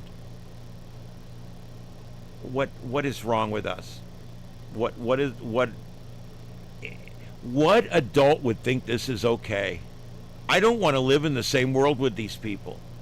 I think anybody that thinks that this is okay should be immediately sent to the island of misfit toys. I mean, there's no room here for people that believe that this is okay. There's not enough air for people that think that this is okay.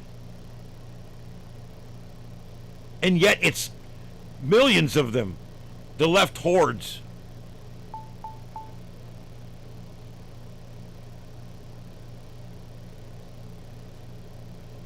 Thank you, Bearcat and Steve. Thank you guys for coming in. Appreciate it. Snow Baby, thank you guys for being here. Appreciate it. A good old Bukkake, thank you for being here.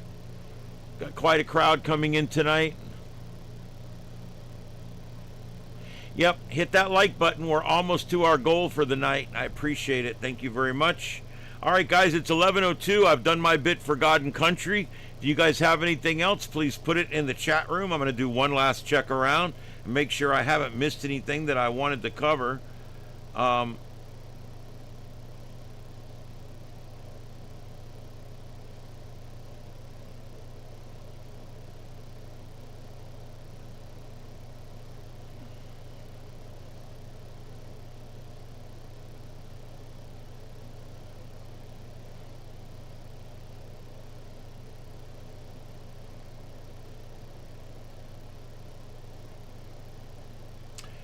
Okay, so here we go. One more thing here.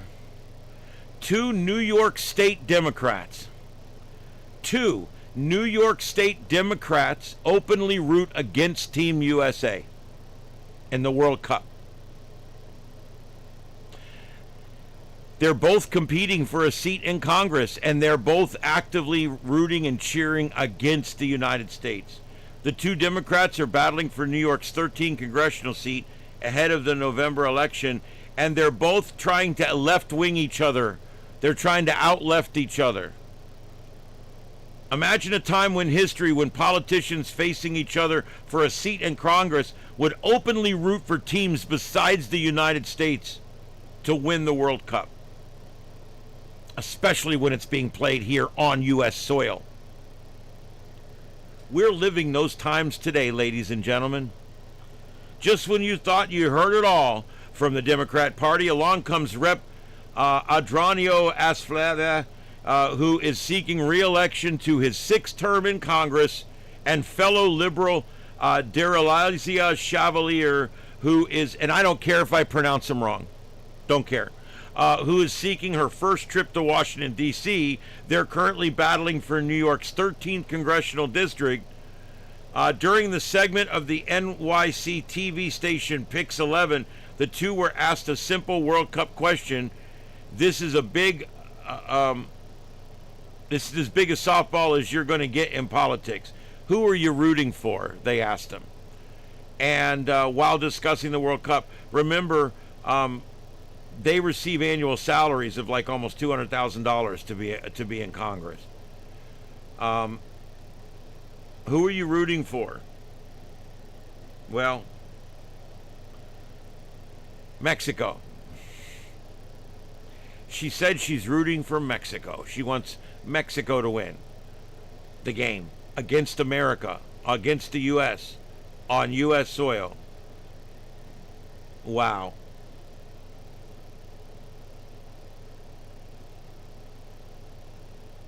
She's being backed by current New York Mayor Kami Memdami. So she's staying true to her liberal lunatic roots. What a mess. That's terrible. These are our elected officials in New York, and they're all rooting for other teams besides America, besides U.S. Who would have thunk this would have happened? I mean, that's just crazy.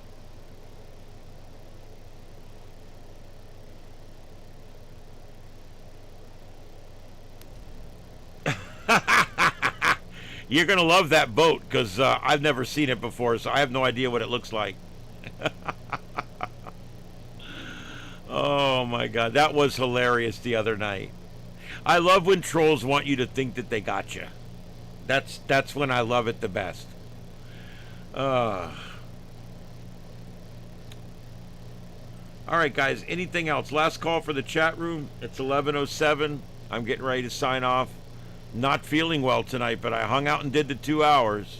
You can even look at me and tell I'm a little sweaty. I'm not good tonight. Yes, I might even get some clips together of this for the next show. I'm loving hearing people from all over the world come here and find that this country is great. The Italian guy I forget what nationality he was. He found Buc-ee's. And he's like, where I come from, he says a gas station is a crappy sandwich and a coffee maker that don't work. He said, I go into Buc-ee's, there's 120 pumps.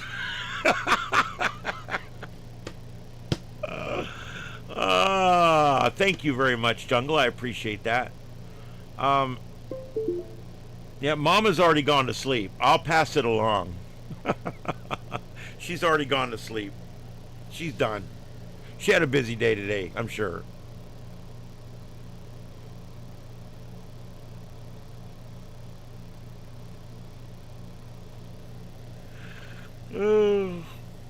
All right.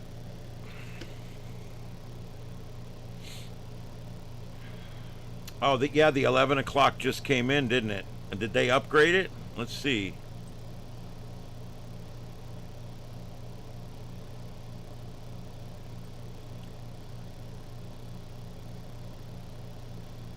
Yeah, it's still listed as of the 10 o'clock Central.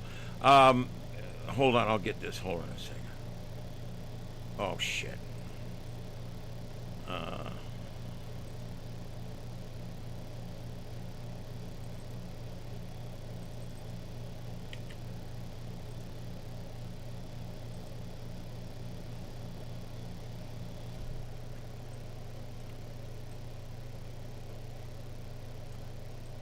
All right, give me just a second here.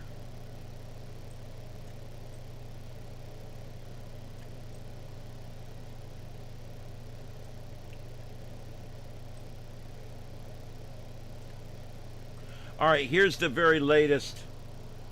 Now, that's a little scrunched, but you guys get it. Yeah, we'll do it like that. This is the latest information. Potential tropical cyclone number 1. And they are showing it reaching tropical storm status right as it makes landfall at 7 p.m. Wednesday evening. Okay, so that's tomorrow evening. It's going to be coming back on shore again. So that's all the time it has. This is advisory number 3 as of 10 p.m. Central Daylight Time. Location 27.6 north, 97.1 west. Maximum sustained winds 30 miles an hour. Movement northeast at 6. And again, it's expected to strengthen to a minimum tropical storm right as it makes landfall right on the Texas-Louisiana border tomorrow evening. So there you go. That's the latest on that.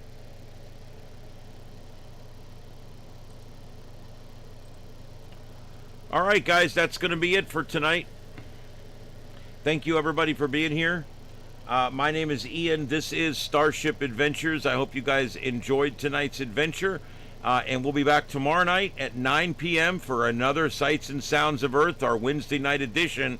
And we'll be watching this tropical storm come on shore tomorrow night, right along the Louisiana-Texas coastline. So be here for that. We'll see you guys tomorrow night. Everybody, have a good night out there. My name's Ian. This is the Sights and Sounds of Earth, right here on StarShip Adventures. And I hope to see you guys on the next adventure. Have a good night, everybody.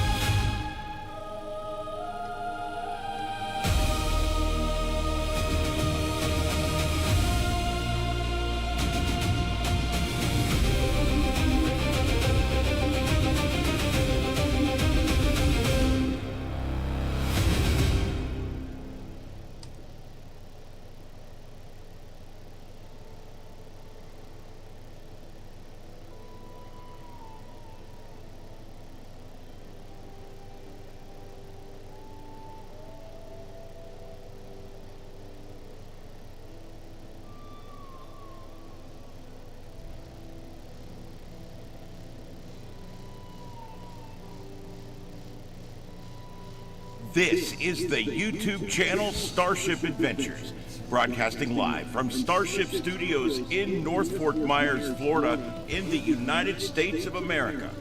We thank you for joining us this evening for another broadcast of the Sights and Sounds of Earth, covering every breaking news story across this troubled planet of ours. We've brought you the raw, unfiltered pulse of the world in real time through our unique multi-screen format, broadcasting in high definition worldwide via fiber optic connection. Starship Adventures, a new kind of YouTube content. To our regular viewers, our loyal crew members, our amazing moderators, and everyone who tunes in each night at 9 p.m. Eastern, we thank you. Your support keeps this independent voice alive and well. We'll be back tomorrow evening at 9 p.m. Eastern with another live edition of the Sights and Sounds of Earth, right here on Starship Adventures. Until then, stay safe, stay informed, and may God bless you and these United States of America. This is Starship Adventures, and this concludes our broadcast day. Good night, America, and around the world. Kilo Oscar 4, Echo Foxtrot Sierra, signing off. QSY, 7-3s, everyone, 7-3s.